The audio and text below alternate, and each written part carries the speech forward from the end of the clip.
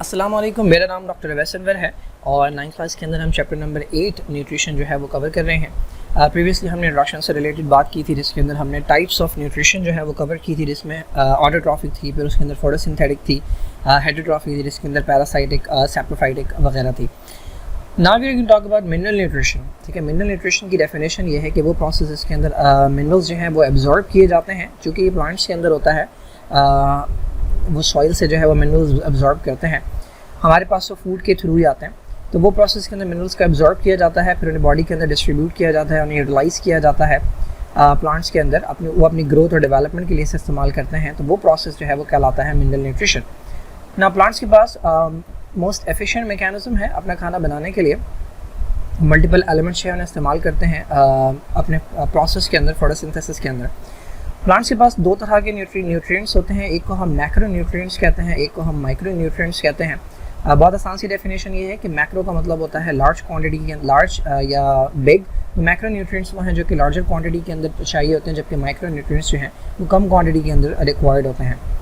Plants जो हैं वो अपने सारे के सारे न्यूट्रिएंट्स कहाँ से हासिल करते हैं? तो वो सॉइल से हासिल करते हैं। जब सॉइल से वाटर एब्जॉर्ब होता है तो वाटर के साथ साथ ये मिनरल्स भी एब्जॉर्ब होते हैं और फिर जाइलम के थ्रू जो है वो पूरी बॉडी के अंदर ये ट्रांसपोर्ट होते हैं अलॉन्ग विद द वाटर। हाँ, मिनरल्स जो हैं वो सॉइल से एब्जॉर्ब होते हैं और उसके बाद वो मिनरल्स को मिलाकर जो है वो कन्वर्ट किया जाता है न्यूट्रिएंट्स के अंदर और फिर उनसे लार्जर न्यूट्रिएंट्स जो है वो बनाए जाते हैं। तो ये एक छोटा सा चार्ट है जो कि एसेंशियल प्लांट न्यूट्रिएंट्स को क्लासीफाई करता है। तो प्लांट के अंदर जो न्यूट्रिएंट्स हैं, पहले उन्हें दो कैटेगरीज में क्लासीफाई किया हुआ है। नंबर 1 जो कि फ्रेमवर्क एलिमेंट्स हैं। फ्रेमवर्क एलिमेंट्स वो हैं जो कि तकरीबन हर दूसरे मॉलिक्यूल के अंदर आपको नज़र आएंगे। तो उनमें कार्बन आता है, उनमें हाइड्रोजन आता है, ये ऑर्गेनिक की बुनियाद होते हैं। तो ये एयर से लिए जाते हैं और वाटर से लिए जाते हैं। ये आपको हर ऑर्गेनिक मॉलिक्यूल के अंदर जो है मिल जाएंगे। ऑक्सीजन को भी इसी के अंदर शामिल कर लें, ऑक्सीजन जो है वो भी आपको तकरीबन हर दूसरे मॉलिक्यूल में मिल जाता है। अच्छा, दूसरा जो है आपके पास मिनरल एलिमेंट्स हैं जो कि सॉइल से लिए जाते हैं आयोनिक फॉर्म के अंदर। अब इसके अंदर दो कैटेगरी हैं, एक वो जो लार्जर क्वांटिटी के अंदर चाहिए होते हैं, एक वो जो स्मॉलर क्वांटिटी में चाहिए होते हैं। जो मैक्रो न्यूट्रिएंट्स हैं उनमें भी फर्दर दो ब्रांचेस हैं। एक को हम कहते हैं प्राइमरी न्यूट्रिएंट्स जो कि और मेन है, उसमें नाइट्रोजन और फास्फोरस आ जाता है, और दूसरे हैं सेकेंडरी न्यूट्रिएंट्स। ये दोनों लार्ज क्वांटिटी के अंदर चाहिए होते हैं, बट उसमें भी मेन जो है वो ये हैं। ये इनमें से भी बहुत ज़्यादा क्वांटिटी में चाहिए होता है, जबकि ये इनमें कम क्वांटिटी के अंदर चाहिए होता है। जबकि वो जो बहुत ज़्यादा नहीं चाहिए होते, बहुत कम अमाउंट के अंदर चाहिए होते हैं, उसमें जिंक आ जाता है, कॉपर है, मैंगनीज है, आयरन है, बोरॉन है, मोलिब्डेनम है, क्लोरीन और निकल है। ये मतलब कहीं कहीं आपको किसी न किसी मॉलिक्यूल के अंदर मिलते हैं, बहुत ज़्यादा इनकी ज़रूरत नहीं होती।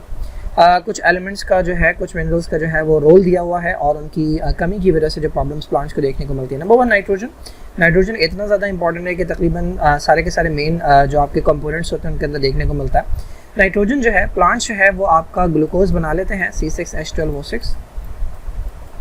ठीक है, अब इसके अंदर कहीं पर भी आपको नाइट्रोजन नज़र नहीं आ रहा, जब तक नाइट्रोजन नहीं आएगा इसके अंदर तब तक अमाइनो एसिड नहीं बन सकता। तो नाइट्रोजन जो है वो चाहिए होता है अमाइनो एसिड बनाने के लिए। जब तक अमाइनो एसिड नहीं होगा आप प्रोटीन नहीं बना सकते। और आपको पता है कि एंजाइम्स हैं, हार्मोन्स हैं, स्ट्रक्चर बहुत सारे हैं कि जिनके अंदर प्रोटीन्स होते हैं। तो प्रोटीन के अलावा तो तकरीबन बॉडी बनी नहीं सकती। तो नाइट्रोजन इतना इंपॉर्टेंट है। इसके अलावा नाइट्रोजन जो है वो क्लोरोफिल के अंदर पाया जाता है। क्लोरोफिल का अगर आपने कभी स्ट्रक्चर देखा हो तो उसके अंदर नाइट्रोजन मौजूद होता है। न्यूक्लिक एसिड, इसमें आपका DNA आता है, इसमें आपको बीच में N नज़र आ रहा है, RNA आता है। ठीक है, आपने पढ़ा है नाइट्रोजनस बेसिस, तो वो नाइट्रोजन उसके अंदर मौजूद होता है। इसके अलावा एंजाइम्स प्रोटीन से बने हुए होते हैं, प्रोटीन अमाइनो एसिड से बनी होती है और अमाइनो एसिड्स के अंदर जो है वो नाइट्रोजन मौजूद होता है। तो नाइट्रोजन जो है वो बहुत ज़्यादा अमाउंट के अंदर, ये मैक्रो न्यूट्रिएंट के अंदर भी बहुत ज़्यादा अमाउंट के अंदर चाहिए होता है। नाइट्रोजन की अगर डेफिशिएंसी हो जाए तो क्या होगा भाई, ग्रोथ नहीं हो सकेगी, स्टैंडर्ड ग्रोथ होगी, प्लांट छोटा रह जाएगा, रिड्यूस यील्ड होगी। जितना उसे प्रोड्यूस करना था, फ्रूट है या वेजिटेबल है या जितना भी उसको फसल जो है प्रोड्यूस करनी थी वो नहीं कर पाएगा। इसके अलावा जो फोलिएज है वो पेल ग्रीन हो जाएंगे, जो उसके पत्ते वगैरह हैं वो पेल ग्रीन हो जाएंगे, उनका कलर जो है वो लाइट हो जाएगा। उसका रीज़न क्या है? उसका रीज़न ये है कि क्लोरोफिल बनाने के लिए रिक्वायर्ड होता है। अगर नाइट्रोजन नहीं होगा तो क्लोरोफिल नहीं बनेगा, जिसकी वजह से जो ग्रीन कलर है वो पेल होने लगेगा, लाइट होने लगेगा। मैग्नीशियम की अगर हम बात करें तो मैग्नीशियम जो है वो बहुत सारे एंजाइम्स हैं जिनको प्लांट के अंदर चाहिए होता है। मैग्नीशियम को फैक्टर के तौर पे आपको याद होगा, को फैक्टर जो है उसमें कुछ इनऑर्गेनिक आयंस भी रोल प्ले करते हैं। तो मैग्नीशियम भी एक इनऑर्गेनिक आयन है जो कि एंजाइम्स को रिक्वायर्ड होगा अपनी एक्टिविटी के लिए। इसके अलावा मैग्नीशियम क्लोरोफिल का भी पार्ट है। जिस तरह अगर आप हीमोग्लोबिन का स्ट्रक्चर देखते हैं तो आपको उसके दरमियान में आयरन नज़र आता है, बिल्कुल इसी तरह अगर आप क्लोरोफिल का स्ट्रक्चर देखेंगे तो आपको उसके दरमियान में मैग्नीशियम नज़र आएगा। तो नो मैग्नीशियम नो क्लोरोफिल। इसी वजह से मैग्नीशियम अगर ना हो तो फोटोसिंथेसिस नहीं हो सकता, और इसके अलावा जो प्लांट्स है वो अपना कलर भी लूज़ करने लगेंगे। मैग्नीशियम की डेफिशिएंसी अगर होगी तो प्लांट्स के अंदर क्या होगा, तो भैया मैग्नीशियम की डेफिशिएंसी ज़्यादा उन एरियाज़ में होती है जहाँ पर सैंडी टेक्सचर्ड सॉइल होती है, जो कि सब्जेक्टेड टू लीचिंग होती है। लीचिंग के अंदर ये होता है कि बहुत ज़्यादा पानी पड़ने की वजह से जो उसके अंदर न्यूट्रिएंट्स होते हैं, जो उसके अंदर काम की चीज़ें होती हैं, वो बह के चली जाती हैं। इस प्रोसेस को हम लीचिंग कहते हैं। तो बहुत ज़्यादा बारिशें जब होती हैं तो ये काम होता है, इसके अंदर मैग्नीशियम भी बहकर चला जाएगा, जिसकी वजह से होता है ये कि इंटरवेनल क्लोरोसिस मिलता है। क्लोरोसिस का मतलब ये होता है कि लॉस ऑफ कलर, इंटरवेनल का मतलब ये है कि वेन्स के दरमियान में। तो जब नॉर्मल मैग्नीशियम मिल रहा था तो इस तरह का लीफ आपको नज़र आएगा, जब मैग्नीशियम की कमी हो जाएगी तो आपको नज़र आ रहा है कि वेन्स के दरमियान में जो है वो आपको येलोइश एरियाज़ आपको नज़र आ रहे हैं, जो लीफ है वो अपना कलर लूज़ कर रहा है। ठीक है, तो dark green areas, dark green veins आपको मिलती हैं जिसके अंदर येलो एरियाज़ मिलते हैं between the veins. Bottom leaves जो होते हैं वो फर्स्ट इफेक्ट होते हैं, यानी पुराने लीव्स जो हैं उनके अंदर फर्स्ट नज़र आती है मैग्नीशियम की डेफिशिएंसी, उसके बाद फिर जो यंग लीव्स हैं उनके अंदर आपको मैग्नीशियम की डेफिशिएंसी देखने को मिलती है। थोड़ी सी बात फर्टिलाइज़र्स की कर लें। फर्टिलाइज़र्स जो हैं ये ऐसे सब्सटेंसेस होते हैं जिसके अंदर वो केमिकल एलिमेंट्स होते हैं जो प्लांट्स की रिक्वायरमेंट होते हैं, जिसमें नाइट्रेट्स आ जाते हैं, फॉस्फेट्स आ जाते हैं। इनसे प्लांट्स की ग्रोथ जो है वो इम्प्रूव होती है, प्लांट्स मोर फ्रूट प्रोड्यूस करते हैं, फ्लावर्स उनके अंदर अट्रैक्टिव प्रोड्यूस होते हैं, फास्टर ग्रोथ होती है उनकी, क्योंकि ज़ाहिर है वो जो चीज़ें प्लांट को चाहिए जो उन्हें सॉइल से मिलनी थी वो आप एडिशनली सप्लाई कर देते हैं।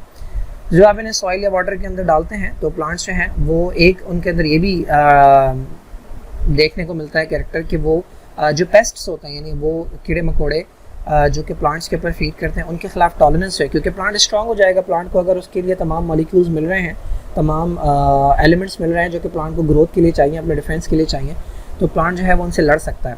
तो पेस्ट के खिलाफ, वीड्स के खिलाफ, इंसेक्ट्स के खिलाफ, डिजीज़ के खिलाफ प्लांट्स जो हैं वो स्ट्रांग हो जाते हैं। मॉडर्न केमिकल फर्टिलाइजर्स जो होते हैं हमारे पास, एक तो नेचुरल फर्टिलाइजर्स हैं जिसमें एनिमल्स का वेस्ट आ जाता है, लेकिन इसके अलावा कुछ मॉडर्न केमिकल फर्टिलाइजर्स हैं जो कि बनाए जाते हैं फैक्ट्रीज़ के अंदर बनाए जाते हैं। उसके अंदर यही 3 एलिमेंट्स जो हैं वो आपको मेनली मिलते हैं। एक तरह के फर्टिलाइजर होते हैं जिसे NPK कहते हैं, नाइट्रोजन, फॉस्फोरस, पोटेशियम फर्टिलाइजर्स। उसके अंदर ये 3 एलिमेंट्स जो हैं वो आपको देखने को मिलते हैं। तो ये एग्रीकल्चरल फील्ड्स के अंदर जो है वो सप्लीमेंट किए जाते हैं, जिससे प्लांट की ग्रोथ जो है वो बेटर होती है। बट जिस तरह हम मेडिसिन के बारे में सुनते हैं कि जब आप कोई भी मेडिसिन इस्तेमाल करते हैं तो उसका एक इफ़ेक्ट होता है जो कि रिक्वायर्ड इफ़ेक्ट होता है, यानी फॉर एग्जांपल आप एक एंटीबायोटिक यूज़ कर रहे हैं तो उसका रिक्वायर्ड इफ़ेक्ट ये है कि ये बैक्टीरिया को मारेगी, लेकिन उसका फिर एक साइड इफ़ेक्ट होता है जो कि एक अनडिज़ायरेबल इफ़ेक्ट होता है। बिल्कुल इसी तरह कुछ हैज़र्ड्स हैं, कुछ साइड इफ़ेक्ट्स हैं जो कि केमिकल फर्टिलाइजर्स के होते हैं। तो वो थोड़े से देख लेते हैं भाई। तो ये जो आपके केमिकल फर्टिलाइजर्स होते हैं इनके अंदर पोटेंशियल ये होता है कि वो एनवायरनमेंट जो है, आपका जो एनवायरनमेंट है उसे पोल्यूट कर सकते हैं। इसके अलावा जो ऑर्गेनिजम्स हैं, डिफरेंट ऑर्गेनिजम्स, प्लांट्स की अपनी हेल्थ के ऊपर भी, और जो एनिमल्स है जिन तक ये खाना जाएगा, या दूसरे जो ऑर्गेनिज्म हैं जो कि सॉइल के अंदर मौजूद हैं या कहीं और मौजूद हैं, उनकी भी लाइफ के ऊपर जो है वो रोल इनका होता है, इनका जो इफेक्ट होता है। अच्छा भाई, तो पहला जो हमारे पास वो है कि सॉइल की जो न्यूट्रिएंट होल्डिंग कैपेसिटी है वो डिक्रीज़ हो जाती है। अच्छा, फर्टिलाइज़र्स के अंदर जो है वो 2 तरह के फर्टिलाइज़र्स हैं। एक हमारे पास ऑर्गेनिक फर्टिलाइज़र्स हैं जो कि नेचुरल फर्टिलाइज़र्स हैं, जिसके अंदर एनिमल्स का वेस्ट मैंने बताया, मैन्यूर्स होता है। और एक है इनऑर्गेनिक फर्टिलाइज़र्स जो कि आपके मॉडर्न फर्टिलाइज़र्स हैं जो कि सिंथेसाइज़ किए जा रहे हैं। तो ऑर्गेनिक फर्टिलाइज़र जब आप किसी फील्ड के अंदर डालते हैं तो वो फ़ौरन से अवेलेबल नहीं होते प्लांट्स के लिए। क्यों? क्योंकि उन्हें तोड़ना पड़ता है पहले मिनरल्स के अंदर, और फिर उन्हें प्लांट्स जो हैं वो एब्जॉर्ब कर सकते हैं थ्रू द रूट्स। तो वो लंबे वक्त तक चलते हैं, वो लंबे वक्त तक पड़े रहते हैं सॉइल के अंदर, और आहिस्ता आहिस्ता सॉइल के अंदर जो माइक्रो ऑर्गेनिजम्स हैं वो इन्हें तोड़ते जाते हैं, और बहुत लंबे वक्त तक जो है ये अवेलेबल रहते हैं टू द प्लांट्स। जबकि इनऑर्गेनिक फर्टिलाइजर जो हैं इनके अंदर ये कैपेबिलिटी नहीं होती। इनऑर्गेनिक फर्टिलाइजर्स रीडली अवेलेबल होते हैं तो प्लांट्स डायरेक्टली उन्हें एब्जॉर्ब कर लेते हैं, तो सॉइल के अंदर जो न्यूट्रिएंट्स हैं वो लंबे वक्त तक नहीं चल सकते। तो ये पहला इफेक्ट होता है आपकी केमिकल फर्टिलाइजर्स का, कि सॉइल की जो न्यूट्रिएंट होल्डिंग कैपेसिटी होती है वो कम हो जाती है because of inorganic fertilisers. Organic fertiliser से जो है ना ये इफेक्ट आपको देखने को नहीं मिलता। सेकेंड चीज़ जो है आपके पास वो यूट्रॉफिकेशन देखने को मिलती है। यूट्रॉफिकेशन के नतीजे में होता यह है कि जब भी हाई सॉल्युबिलिटी होती है फर्टिलाइजर्स की तो ये इकोसिस्टम को नुकसान पहुंचाती है। कैसे? यूट्रॉफिकेशन या एल्गल ब्लूम एक प्रोसेस होता है। इसके अंदर होता यह है कि आपने किसी खेत के ऊपर जो है वो बहुत ज़्यादा फर्टिलाइजर्स इस्तेमाल किया। अच्छा, अब वहाँ पर बारिश हुई, ठीक है। जब वहाँ पर बारिश हुई तो वो सारा का सारा फर्टिलाइजर्स जो हैं वो पानी के अंदर डिज़ोल्व हो गए। जब वो डिज़ोल्व हो जाएंगे तो वो पानी के साथ बहते हुए किसी लेक के अंदर चले जाएंगे। इस लेक के अंदर जो है वो बहुत सारे ऑर्गेनिज्म जो है वो सर्वाइव कर रहे थे। अब जब इस लेक के अंदर बहुत ज़्यादा फर्टिलाइजर्स चले जाएंगे तो इस लेक के ऊपर बहुत सारे एल्गी ग्रो कर जाएंगे। अब ये एल्गी जब इसे पूरा कवर कर लेंगे तो जो लोअर ऑर्गेनिजम्स हैं, यहाँ पे प्लांट्स या एनिमल्स जो भी थे, उन तक ऑक्सीजन जो है वो नहीं पहुँच पाएगी, तो इससे वहाँ का जो इकोसिस्टम है वो डैमेज होगा।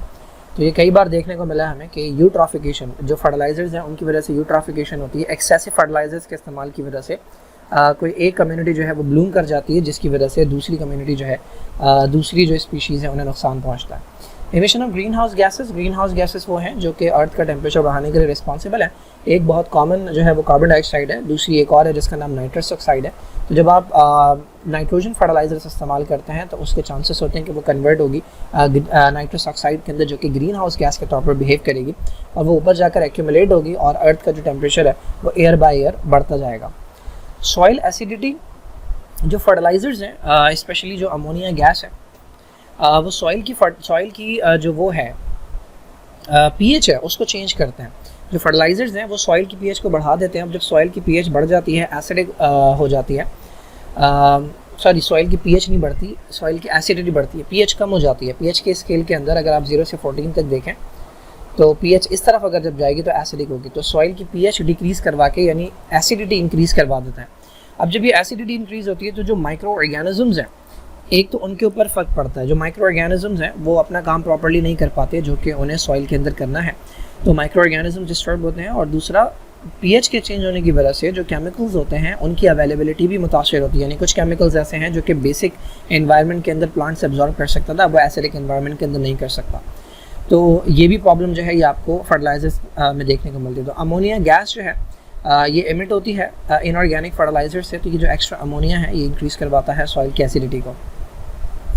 The last one is pest problems. Excessive nitrogen fertilizers जो हैं जब आप इस्तेमाल करते हैं तो उससे पेस्ट भी इंक्रीज़ होते हैं, क्योंकि वही फर्टिलाइजर जो हैं वो उनकी बॉडी के अंदर भी जाते हैं तो उनका रिप्रोडक्शन रेट जो है वो बढ़ जाता है। उनके लिए भी अवेलेबल होते हैं कुछ पेस्ट जो हैं, उसी नाइट्रोजन को इस्तेमाल करते हैं और नाइट्रोजन के जो कंपाउंड्स हैं उन्हें इस्तेमाल करते हैं। और ज़ाहिर है नाइट्रोजन हर ऑर्गेनिज्म को चाहिए होती है डीएनए बनाने के लिए, आरएनए बनाने के लिए, अमीनो एसिड्स बनाने के लिए, तो वो भी उस नाइट्रोजन को इस्तेमाल करते हैं, जिसकी वजह से उनका जो रिप्रोडक्शन रेट है वो बढ़ जाता है। तो ये कुछ प्रॉब्लम्स हैं जो कि ये कुछ हैज़र्ड्स हैं जो कि केमिकल फर्टिलाइजर्स के हैं। तो इन सबसे बचने के लिए जो चीज़ रेकमेंड की जाती है वो है न्यूट्रिएंट बैलेंस। तो न्यूट्रिएंट बैलेंस का मतलब ये है कि आप सॉइल को देखें, उसके बाद उसके अंदर जो प्लांट्स लगे हुए हैं, जो क्रॉप लगी हुई है, जो फसल लगी हुई है उसको देखें और उसकी रिक्वायरमेंट के हिसाब से, यानी पहले ये देखें कि उसको रिक्वायर्ड कितना है, दूसरा फिर ये देखें कि सॉइल के अंदर कंटेंट कितना मौजूद है, और उसके बाद जो है वो आप फर्टिलाइजर्स अप्लाई करें। ये नहीं कि अंधाधुंध अप्लाई किए जा रहे हैं कि प्लांट्स जो हैं उन्हें फ़ायदा होगा। कोई भी चीज़ जब कम क्वांटिटी के अंदर होती है, एक्सेस क्वांटिटी के अंदर होती है, तो उससे नुकसान नहीं होता है। तो बैलेंस्ड होनी चाहिए, जितनी रिक्वायरमेंट है किसी फसल को, जितनी फर्टिलाइजर्स की ज़रूरत है उतना ही डाला जाए और फिर उसे रिप्लेस करते जाएँ। यानी जब जब उसके अंदर कमी देखने को मिल रही है तो फिर उसे ऐड करते जाएं, लेकिन ये नहीं कि एक ही वक्त में बहुत ज़्यादा फर्टिलाइजर्स डाल के छोड़ दिया कि हाँ ठीक है पूरे वक्त के लिए जो है वो ये चल जाएगा। तो न्यूट्रिएंट बैलेंस जो है ये की है, ये बाकी सारे जो इफ़ेक्ट्स हैं उन्हें निगेट करने के लिए, उन्हें ख़त्म करने के लिए जो है वो न्यूट्रिएंट बैलेंस इसको कंसिडर करना चाहिए। So this is it, this is about mineral nutrition in plants.